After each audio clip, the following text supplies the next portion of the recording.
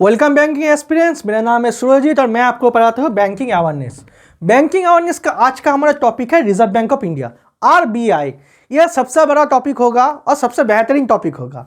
Reserve bank of India जो है सबका बाप है, तो ये आज हम आपको बाप पढ़ाएंगे कि भाई ये फादर ऑफ ऑल बैंक्स क्या है। उससे पहले मेरा आप सबसे रिक्वेस्ट ये है कि भाई आप चैनल को सब्सक्राइब कर लो और साथ ही में चैनल के नीचे एक लाइक दो, चैनल को जरूर शेयर करो। इस चैनल में आपको हमेशा अपडेटेड नोट्स से मिलेंगे और हमेशा ऑफिशियल वेबसाइट्स में जो भी अपडेट्स होतेंगे उसी के ऊपर बेस करके मैं नोट्स तैयार करके आप लोगों को पढ़ाता हूँ। किसी भी बुक्स या किसी चैनल से मैं नोट वगैरह लेकर नहीं पढ़ाता हूँ और हमेशा मैं आप लोगों को ऑफिशियल वेबसाइट से ही मैं आप लोगों को नोट्स लेकर पढ़ाऊँगा, ताकि आप लोगों को सही इन्फॉर्मेशन मिले और पूरा इन्फॉर्मेशन मिले और आप लोगों का पूरा अपडेटेड इन्फॉर्मेशन मिलेगा।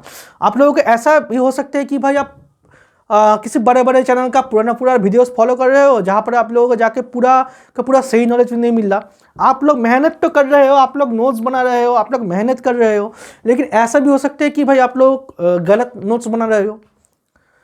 तब वो सही था, मान लो कि आज से 5 साल पहले रिजर्व बैंक के ऊपर बहुत कुछ था जो कि तब सही था, लेकिन अभी वो सही नहीं है। अभी वो पूरा का पूरा गलत है। अभी आप लोगों का बोलूँ तो पूरा का पूरा गलत है। इसीलिए मैं कह रहा हूँ कि भाई मेरा चैनल फॉलो करो। मेरा चैनल में आप लोगों को हमेशा अपडेटेड नोट्स मिलेंगे और वो भी पूरा का पूरा ऑफिशियल वेबसाइट से लिया गया नोट्स, किसी बुक्स वगैरह से नहीं। तो ताकि आप लोगों को कभी भी कोई गलती नहीं होगा कि भाई आप चोक बंद करके विश्वास कर सकते हो मेरे ऊपर, क्योंकि ऑफिशियल वेबसाइट से लिया गया नोट से, ये ऑफिशियल वेबसाइट से लिया गया नोट से आप लोग आंखें बंद करके मेरे ऊपर विश्वास कर सकते हो कि भाई सर गलत नहीं पढ़ा रहे और ये पूरा का पूरा अपडेटेड नोट्स ही है। शुरू करते हैं आज का टॉपिक। आज का टॉपिक है reserve bank of India. Reserve bank of India जो है इसको आपका फादर ऑफ ऑल बैंक्स भी कहा जाता है।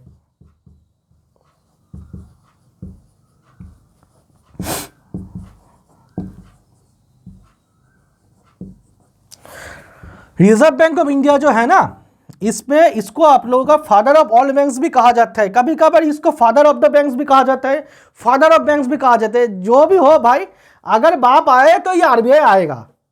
आरबीआई सबका बाप है, सीधा सीधा बोलूं, आरबीआई सबका बाप है, इसके ऊपर कोई नहीं है। आरबीआई एग्जाम में अगर आपका फादर ऑफ ऑल बैंक्स कौन है? Reserve bank of India. Father of banks कौन है? Reserve bank of India. Father of the banks कौन है? Reserve bank of India. Father of banks कौन है? Reserve bank of India. कुछ भी आए भाई, आंसर आपका होगा reserve bank of India he.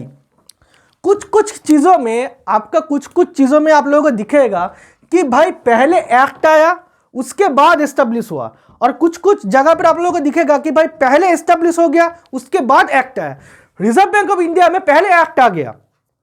Reserve bank of India में आप लोगों का पहले एक्ट आ गया। ये आपका as per RBI act 1934 established 1 अप्रैल 1935। पहले एक्ट आ गया 1934 को और ये एस्टेब्लिश हुआ आपका 1 अप्रैल 1935 को। Reserve bank of India India का सबसे बड़ा बैंक है, इसीलिए इसको एपेक्स बैंक ही कहते हैं। RBI is the apex bank of India.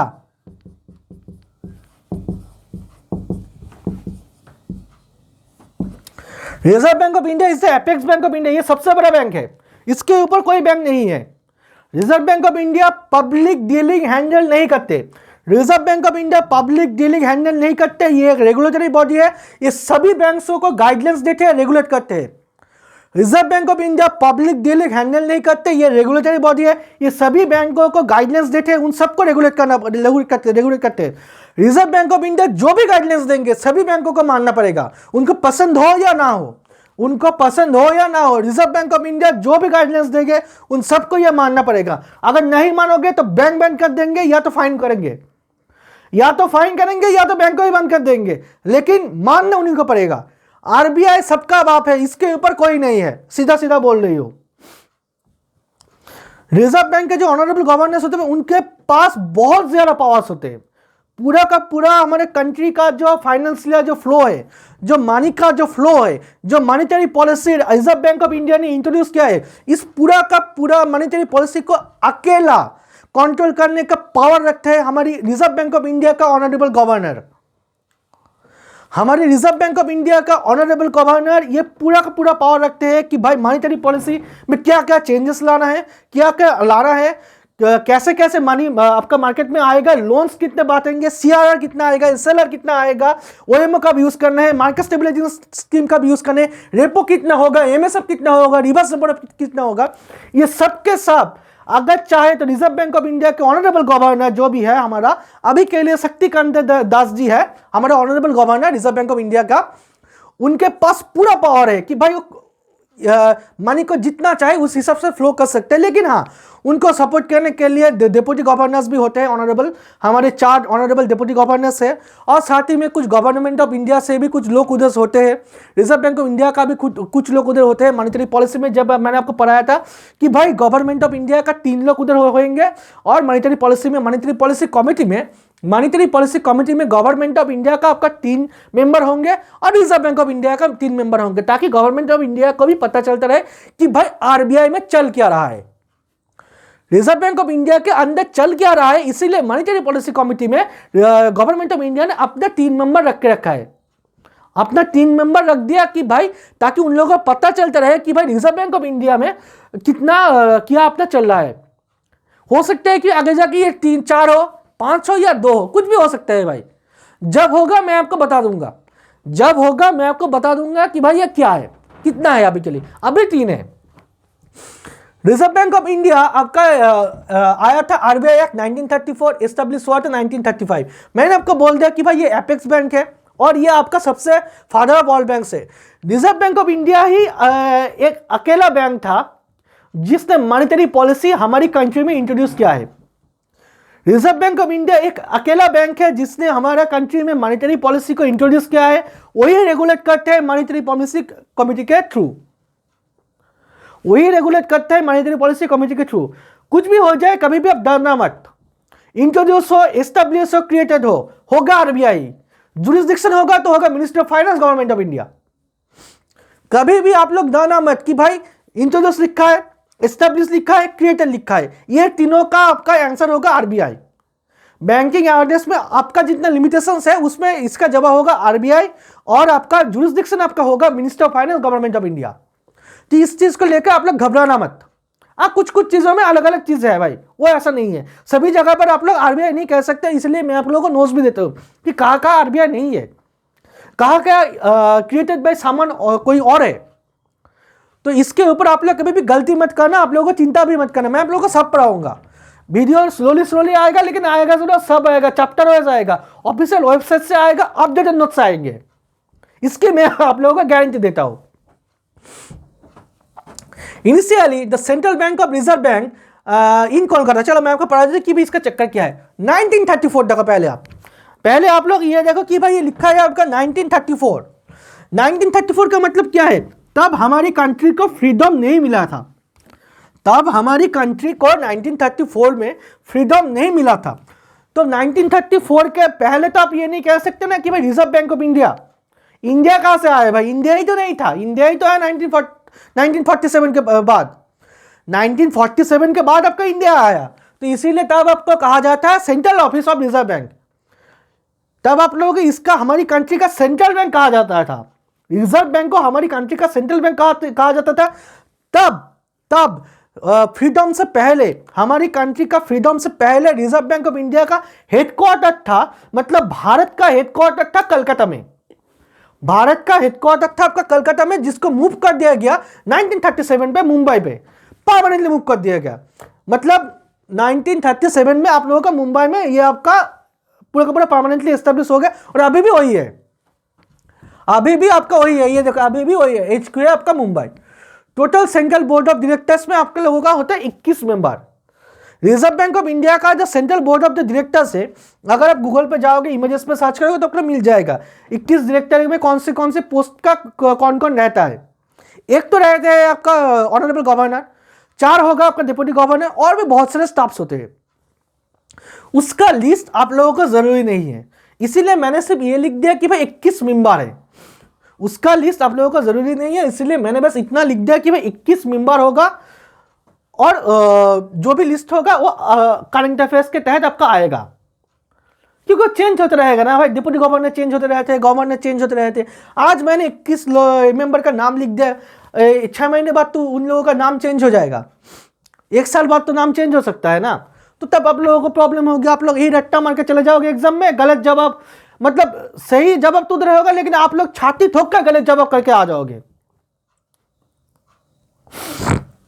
मैंने इधर 21 नाम लिख दिया, 2 साल बाद इन लोगों का नाम चेंज हो गया, आप लोग देखिए भाई इसका जवाब तो सर ने पढ़ा था, ये तो सही है, कोई दिक्कत नहीं है, तो आप लोग तो छाती ठोक के गलत जवाब में करके आओगे, क्योंकि भाई 2 साल पहले का जो है वो तो नहीं भी हो सकता हो ना, 21 में का नाम तो चेंज हो सकता है, तो जिसकी वजह से मैंने उन लोगों का नाम भी नहीं लिखा और पोस्ट भी नहीं लिखा। एक तो है आपका गवर्नर, एक तो है आपका ऑनरेबल गवर्नर, बाकी 4 है आपका डिप्टी गवर्नर, और भी बहुत सारे हैं। चलो, nationalization of RBI in 1949 1 January, nationalization of RBI in 1949 1 January, 1 January 1949 को आपका reserve bank of India nationalization हुआ था। फर्स्ट गवर्नर था आपका सर ओसबोर्न मिंट और फर्स्ट इंडियन गवर्नर था आपका सीडी देशमुख। अगर आपको पूछा जाए कि भाई रिजर्व बैंक ऑफ इंडिया का पहला गवर्नर कौन था, देखो 1935 में एस्टेब्लिश हुआ, तो कोई ना कोई तो गवर्नर रहा होगा ना, कोई ना कोई तो गवर्नर रहा होगा ना, तो वो था आपका ऑनरेबल गवर्नर आपका श्री ओसबोर्न मिंट। लेकिन फर्स्ट इंडियन गवर्नर कौन था? सीडी देशमुख। भारतीय गवर्नर कौन था? वो था आपका CD Deshmukh, recommended by royal Commission और हिल्टन यंग कमीशन। ये आपका एग्जाम में बहुत आता है कि भाई रिजर्व बैंक ऑफ इंडिया कौन सी कमीशन की रिकमेंडेशन पे एस्टेब्लिश हुआ था, रिजर्व बैंक ऑफ इंडिया कौन सी कमीशन की रिकमेंडेशन पे एस्टेब्लिश हुआ था? वो था आपका रॉयल कमीशन और Hilton Young Commission. Reserve bank of India also worked as central bank, मतलब आप ठीक से समझो, रिजर्व बैंक ऑफ इंडिया, मैंने यहां पर देखो लिखा है रिजर्व बैंक, इंडिया नहीं लिखा है।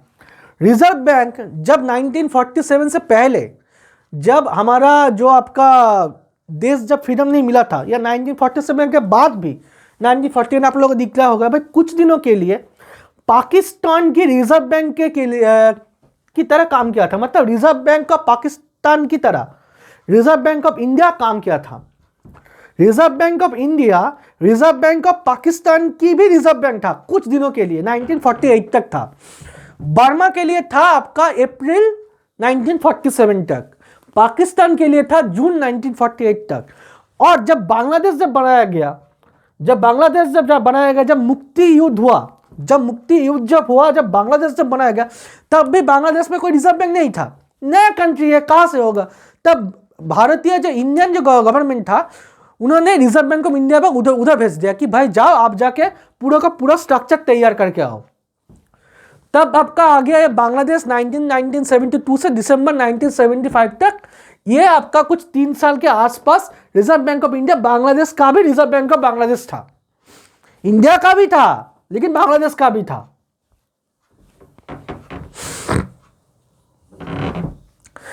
रिजर्व बैंक ही लाया था आपका banking regulation act passed in 1949। Reserve bank है 65 ब्रांचेस, ये अपडेटेड नोट से 65 ब्रांचेस है अभी के लिए। रिजर्व बैंक का 19 रीजनल और 4 जोनल ब्रांचेस है। रिजर्व बैंक का सब्सिडियरीज कौन सा है? रिजर्व बैंक का सब्सिडियरीज में सबसे पहले आता है आपका डीआईसीजीसी। डीआईसीजीसी मैंने आप लोगों को ऑलरेडी पढ़ा दिया है, या तो एनपीए में जाओ या तो रिस्क में जाओ, वहीं पर मैंने कहीं पढ़ा है, एनपीए या रिस्क, उसी क्लास में मैंने कहीं पे पढ़ा है डीआईसीजीसी, आप जाके चेक कर लो। बाकी आप लोगों को पढ़ाना पड़ेगा बीआरबीएन एमपीएल, आरईबीआईटी, आईएफटीएस, आरबीआईटी, ये आप लोगों को पढ़ाना पड़ेगा। रिजर्व बैंक ऑफ इंडिया का अभी टोटल 5 सब्सिडियरी है, फिर से कह रहा हूं 2023 में रिजर्व बैंक ऑफ इंडिया का 5 सब्सिडियरी है। गलती मत करना कि भाई 3-4 गलत है, 3-4 सब गलत है, अभी 5 है, हो सकता है कि भाई आगे जाकर और ज्यादा आ जाए। रिजर्व बैंक ऑफ इंडिया का 5 सब्सिडियरीज है। सब्सिडियरीज में सबसे पहले है आपका यह भारतीय रिजर्व बैंक नोट मुद्रण प्राइवेट लिमिटेड, डीआईसीजीसी मैंने आपको ऑलरेडी पढ़ा दिया है, तो मैं रिजर्व बैंक ऑफ इंडिया में डीआईसीजीसी पढ़ाने वाला नहीं हूं भाई, आप जाकर पिछला वीडियो देख लो, या तो एनपीए में मिलेगा या तो रिस्क में मिलेगा, या तो एनपीए का क्लासेस में मिलेगा या तो रिस्क के क्लासेस में मिलेगा। कहां पर है आप खुद जाकर ढूंढ लो। रिजर्व बैंक ऑफ इंडिया का आपका भारतीय रिजर्व बैंक नोट मुद्रण प्राइवेट लिमिटेड, इसका काम क्या है भाई? करेंसी वगैरह प्रिंट करते रहते हैं, करेंसी वगैरह प्रिंट करते रहते हैं। ये जो पैसा जो आप लेते हो ना, 100 रुपये, 10 रुपये, 50 रुपये, 20 रुपये, 5 रुपये, 200 रुपये, 500 रुपये, 2000 रुपये, ये सारी के सारी यही प्रिंट करते हैं। और भी एक आपका है, और भी एक करेंसी प्रिंटिंग का आपका है, लेकिन मैं आपको पढ़ा दूंगा, कोई दिक्कत नहीं है, वो भी नोट्स तैयार किया गया है, तो आप लोग चिंता मत करो। यही है आपका वो चीज़ जो आप लोगों का करेंसी प्रिंट करते हैं। आप तो सोचोगे भाई बहुत मज़ा है भाई, 100 नोट प्रिंट करेंगे तो 10 खुद के जेब में रख लेंगे, ऐसा नहीं होता भाई, बहुत सारा सिक्योरिटी सिस्टम है, ऐसे नहीं होता। तो आप लोग उसको लेके उतना चिंता मत करो, ये पूरा का पूरा आपका बहुत बड़ा सिक्योरिटी सिस्टम का अंदर ही आता है। आप लोग कोई मजाक नहीं है नोट प्रिंटिंग करना, नोट प्रिंटिंग करना कोई मजाक नहीं है। तो चलो, BRBNMPL भारतीय रिजर्व बैंक नोट मुद्रण प्राइवेट लिमिटेड, इसका एस्टेब्लिश हुआ था आपका रिजर्व बैंक किया था, subsidiary RBI, Holi own subsidiary 3 फरवरी 1995 से हो गया आपका। टोटल आपका 4 करेंसी प्रिंटिंग प्रेस है, इसका 4 नहीं, इसका 4 नहीं है, ठीक है, समझो।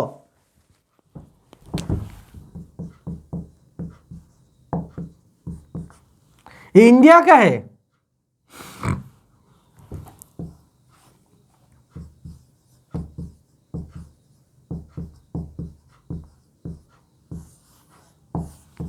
इसका नहीं है, इसका 4 नहीं है, ठीक से समझो भाई। भारतीय रिजर्व बैंक नोट मुद्रण प्राइवेट लिमिटेड का ये 4 नहीं है, इसमें से 2 का इनका है और कोई 2 का दूसरा है, मैं आपको पढ़ाऊंगा, उसको लेकर आप चिंता मत करो। ये इंडिया का 4 करेंसी प्रिंटिंग प्रेस है, ये इंडिया का आपका 4 करेंसी प्रिंटिंग प्रेस है, जिसमें से पहला है आपका दिवास है आपका मध्य प्रदेश में, नासिक है आपका महाराष्ट्र में, मैसूर है कर्नाटक में, और सालमनी है वेस्ट बंगाल में। ये आपका 4 है इंडिया का करेंसी प्रिंटिंग नोट्स का जगह, इसका नहीं है, ये इंडिया का 4 है, इसका 2 है, इसका 2 है, मैं आपको पढ़ाऊंगा। चलो चलते हैं अगले पे।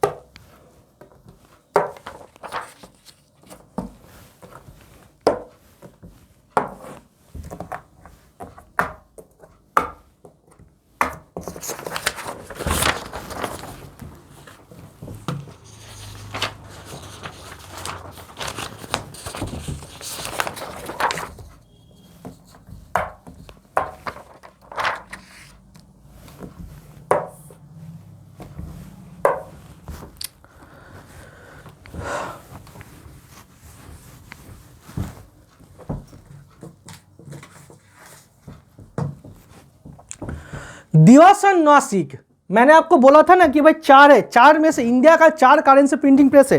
इंडिया का जो 4 करेंसी प्रिंटिंग प्रेस है उसमें से दियोर और Nashik are owned by Security Printing and Minting Corporation of India, SPMCIL, Security Printing and Minting Corporation of India. ये है आपका पहला 2 जो आपका SPMCIL के अंदर आता है। ये होल्डी ओन कंपनी है आपका गवर्नमेंट ऑफ इंडिया का। तो रहेगा कौन 2? बाकी 2 जो रहेगा वही 2 है आप लोगों का भारतीय रिजर्व बैंक नोट मुद्रण प्राइवेट लिमिटेड का, वही 2 बन गया। तो ये तो आपका है दिवस और नासिक, ये आपका है दिवस और नासिक, मैंने लिखा भी होगा कहीं पर, ये देखो। तो मैसूर और सालबनी आपका बन गया भारतीय रिजर्व नोट मुद्रण प्राइवेट लिमिटेड का, भारतीय रिजर्व बैंक नोट मुद्रण प्राइवेट लिमिटेड का, ये आपका बन गया। बाकी 2 मैसूर और सालबनी आपका आ गया ये भारतीय रिजर्व बैंक नोट मुद्रण प्राइवेट लिमिटेड। और SPMCIL का मतलब security Printing and Minting Corporation of India का आपका बन गया 2, देवास और नासिक। इसका हेडक्वार्टर मतलब भारतीय रिजर्व बैंक नोट मुद्रण प्राइवेट लिमिटेड, भारतीय रिजर्व बैंक नोट मुद्रण प्राइवेट लिमिटेड का हेडक्वार्टर है आपका बेंगलुरु। और ये टाइप है आपका private limited company. Private limited company, public limited company मैं आप लोगों को बाद में पढ़ाऊंगा भाई क्या है। इसका present capacity for both the presses 16 billion note pieces per year on A shift basis. 16 billion.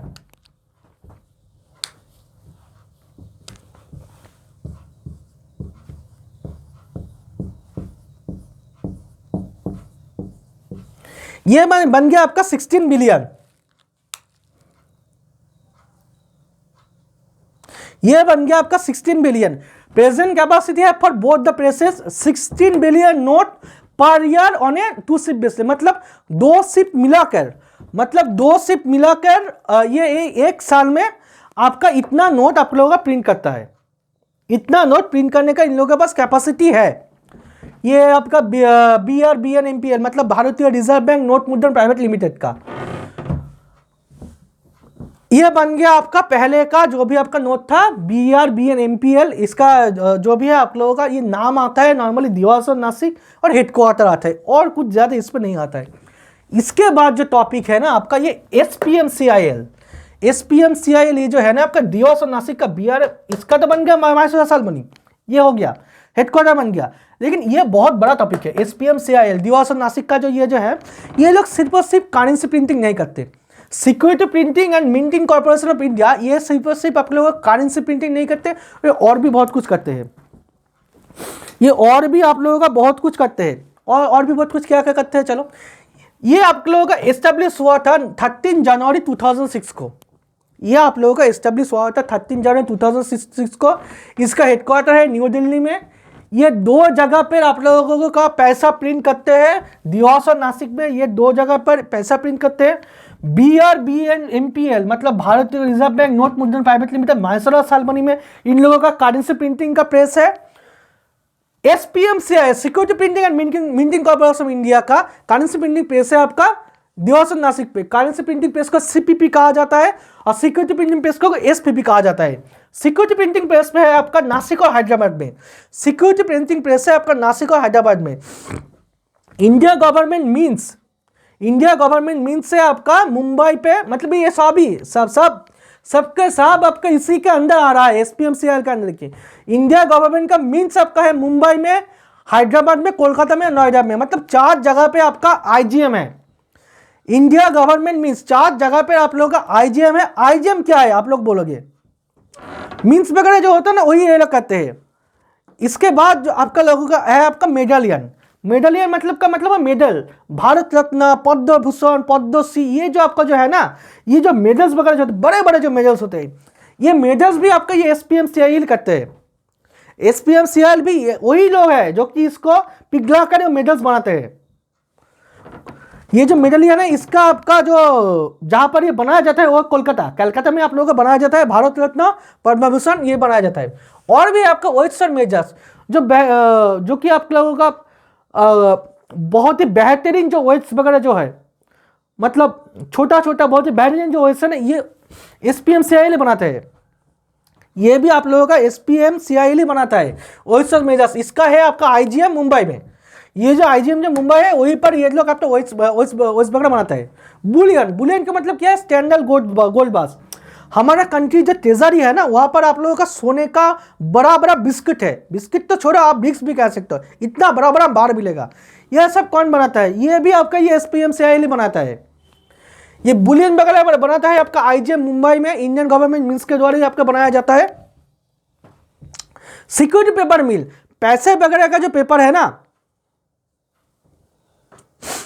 आपका, जो पैसे वगैरह का जो आपका है ना जो पैसा जो है आपका, पैसे का जो पेपर है, पासपोर्ट का जो पेपर है वो पेपर बहुत ही यूनिक होता है।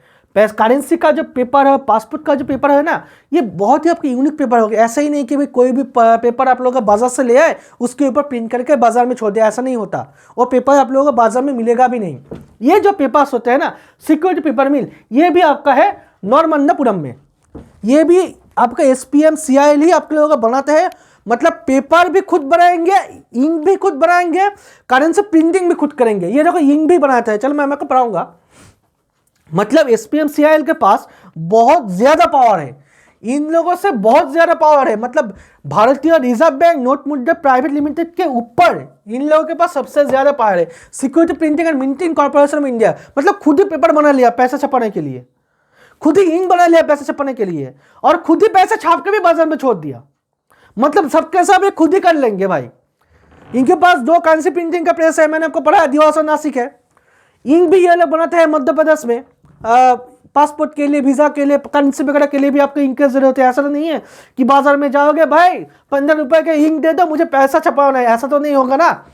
तो ये एक स्पेशल इंक होता है, वो इंक भी यही लोग तैयार करते हैं, इंक भी यही लोग तैयार करते हैं। मैंने आपको बोला ना कि भाई SPMCIL बहुत बेहतरीन आपका एक कंपनी है, लेकिन SPMCIL के ऊपर आपने इतना ज्यादा रोज किसी क्लास में आप लोगों को नहीं मिलेगा, कोई पढ़ाता ही नहीं है, क्यों नहीं मालूम, ये कोई डिटेल्स में पढ़ाता ही नहीं है, क्यों नहीं मालूम।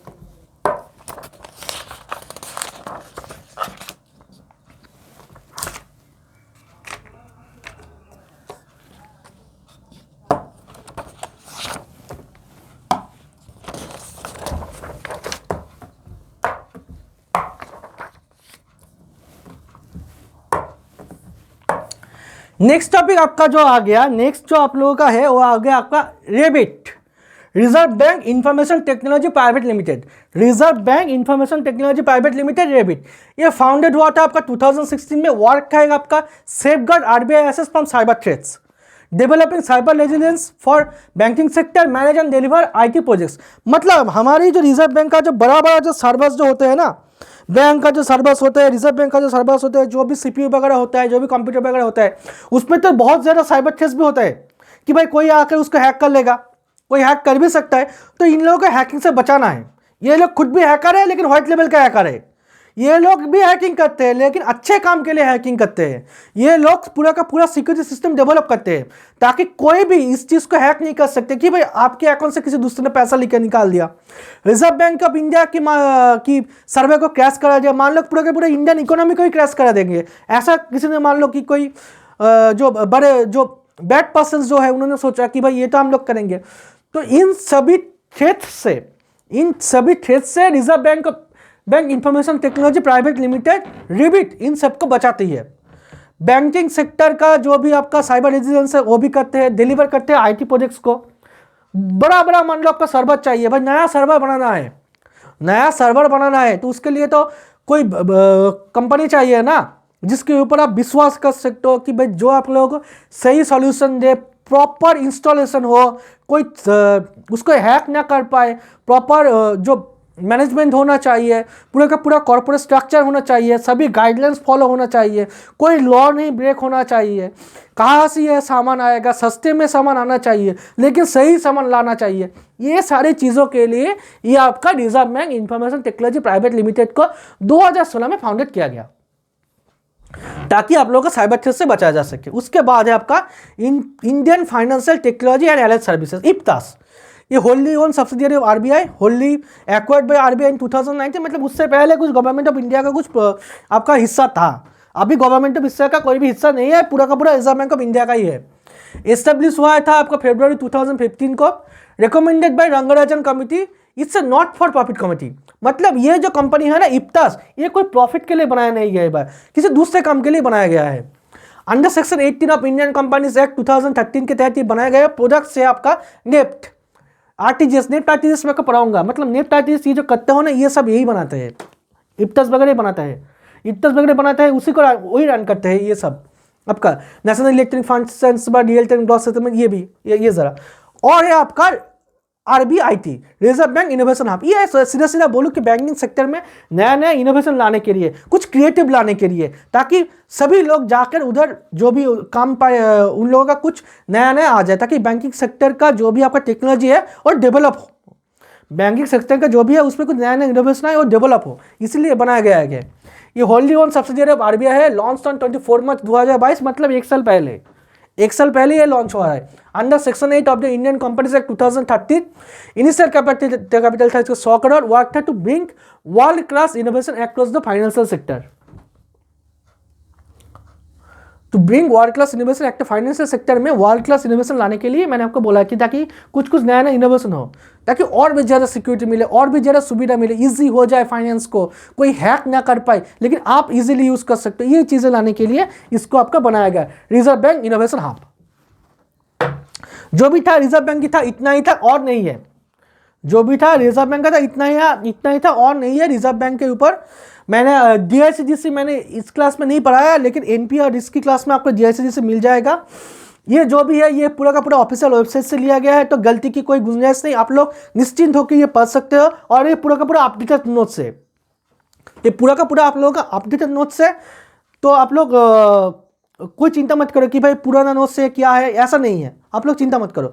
जब भी अगर मैं आगे जाकर कोई रिजर्व बैंक के ऊपर कोई नया क्लास लाता हूँ तो ये वीडियो मैं रिमूव कर दूंगा पहले, उसके बाद मैं नया रिजर्व बैंक के ऊपर वीडियो लाऊंगा। क्योंकि दो चीज़ होता है, एक तो पहले आप लोगों को नया अपडेट मिलेंगे और दूसरी बात यूट्यूब पे आप लोगों का कॉपीराइट का प्रोटेक्शन होता है, तो अगर सेम वीडियो जो बना दूंगा तो कॉपीराइट पड़ जाएगा, चैनल बंद हो सकता है, तो ये एक प्रॉब्लम होता है। तो वो मेरा प्रॉब्लम है, आप लोगों की प्रॉब्लम नहीं, आप लोग चिंता मत करो, आप लोग बस पढ़ाई करते जाओ।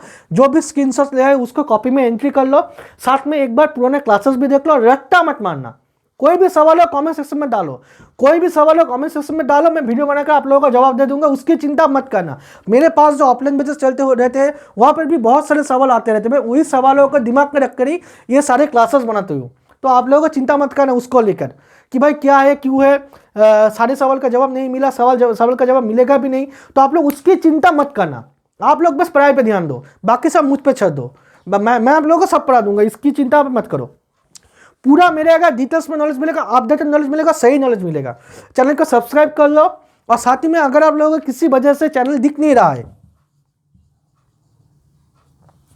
तो आप लोग गूगल पे जाकर सर्च कर सकते हो banking awareness by Surjeet sir. आप लोग यूट्यूब में जाकर सर्च कर सकते हो banking awareness by Surjeet sir, या फिर आप सर्च कर सकते हो Surjit education V.1। Surjit education V.1 ये मेरे चैनल का नाम है, जैसे ही आप सर्च करोगे आपको मिल जाएगा। या फिर आप चाहो तो banking awareness by Surjeet sir थोड़ा नीचे आएगा। मेरा चैनल का थीम ही है आपका रेड, थंबनेल भी रेड दिखेगा, मैंने कपड़ा भी रेड ही पहना हुआ है, ये लिखा भी है मैंने रेड पे, तो रेड दिखिएगा तो मान लेना कि भाई मैं वही मेरा चैनल है। चेहरा तो मुझे मैं आप लोगों का मुझे दिखाएगा ही, तब आप आसानी से समझ जाओगे, तो उस पर लेकर आप लोग चिंता मत करो। चैनल को सब्सक्राइब कर लेना और एक लाइक दे देना प्लीज़, और साथ ही में अपने दोस्तों के साथ चैनल को शेयर भी करना। तब तक के लिए सेफ रहना, मिलेंगे अगले क्लास में, कुछ नया टॉपिक लाएंगे, बहुत सारे टॉपिक मिसिंग है, उसकी चिंता मत करो, बहुत सारे टॉपिक मिसिंग है, मैं सब पढ़ाऊंगा आप लोगों को। तब तक के लिए आप लोग सेफ रहना, हाथ धोते रहना, मास्क पहनते रहना। Good bye.